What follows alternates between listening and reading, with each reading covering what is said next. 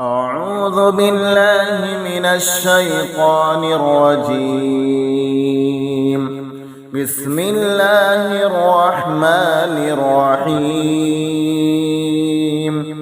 ألم تر كيف فعل ربك بأصحاب الفيل؟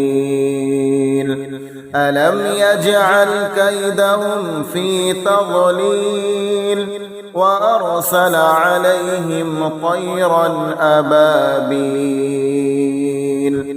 ترميهم بحجارة من سجيل فجعلهم كعصف مأكول. صدق الله العظيم.